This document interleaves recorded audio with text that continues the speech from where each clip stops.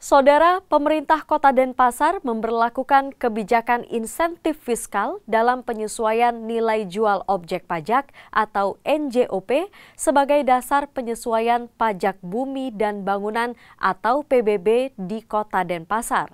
Hal ini dilakukan agar tidak terlanjur membebani masyarakat dengan tetap memperhatikan nilai pasar, prinsip keadilan, serta kemampuan daya beli dan kondisi ekonomi masyarakat.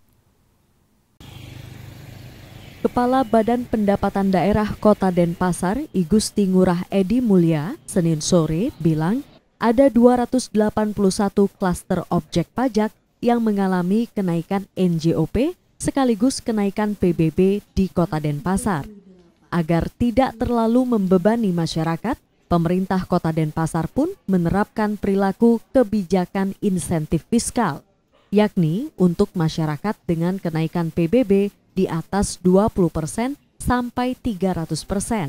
Kebijakan insentif fiskal ini telah dilaksanakan sejak tahun 2024 melalui Perwali Nomor 5 Tahun 2025. Jika penyesuaian NJOP menyebabkan kenaikan hingga 10 kali lipat, pemerintah Kota Denpasar memberikan pengurangan pokok pajak proporsional sehingga masyarakat tidak terlanjur terbebani. Terkait dengan pengurangan pokok pajak ini, disebutkan juga bahwa sanksi administratif untuk pajak daerah tersebut dipangkas, sebagian dibebaskan. Dan kebijakan ini tidak mengurangi potensi pajak masing-masing objek non-komersil. Kalau kita pindahkan begitu saja penyesuaian NJOP ini kepada tarif PBB, maka masyarakat akan mengalami peningkatan tarif PBB yang sangat signifikan.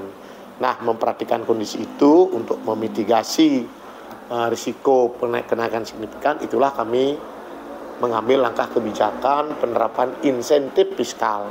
Kita berikan ruang insentif fiskal bagi yang mengalami kenaikan maksimal 300%, itu ada insentif fiskal sebesar 37,5%. Sehingga dalam SPPT PBB-nya itu ada dua angka, Pak. Angka yang harus menjadi piutang pajak dan angka yang harus dibayarkan. Selisih dari piutang dengan yang harus dibayarkan itu merupakan selisih pemberian insentif fiskal. Nah, hal ini tidak berlaku bagi wajib pajak komersial. Wajib pajak komersial itu adalah wajib pajak yang digunakan untuk kepentingan usaha ekonomi, komersial, usaha perhotelan, usaha jasa lainnya. Itu tentu menjadi pengecualian dari insentif fiskal. Sementara masyarakat wajib pajak di Kota Denpasar bilang, meski belum maupun sudah dirasakan terjadi peningkatan pembayaran pajak di tahun 2025 ini, kenaikan tersebut tidak signifikan. Selain itu, warga berharap hasil pungutan pajak bisa dipertanggungjawabkan secara transparan dan jelas kepada masyarakat. Pajak apa ini, Pak? Pajak tanah. Untuk rumah sendiri, Pak? Rumah sendiri. Itu gimana, Pak? Ada kenaikan atau gimana? Enggak, Pak, biasa-biasa aja. Harapan sebagai warga apa, Pak? Supaya pajaknya enggak naik.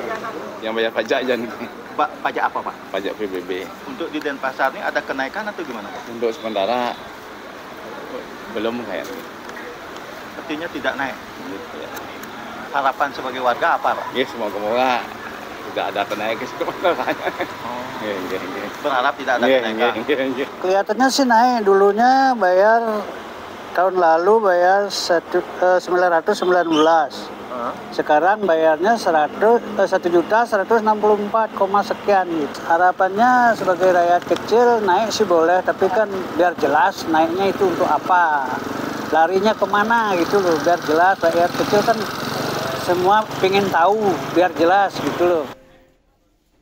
Bapenda Denpasar pun berupaya dengan melakukan penyesuaian regulasi berdasarkan peraturan perundang-undangan, sosialisasi dan edukasi, pendampingan dan pengawasan wajib pajak, hingga berbagai inovasi lainnya. Salah satunya dengan klaster digital yang terintegrasi dengan server Bapenda, sehingga akan meningkatkan keyakinan masyarakat bahwa pajak sudah terbayar dengan jelas. Adaptasi layanan digital juga menyediakan reward untuk wajib pajak yang taat, tepat waktu dan tanpa tunggakan. Komang Suarbawe, Kompas TV, Denpasar, Bali.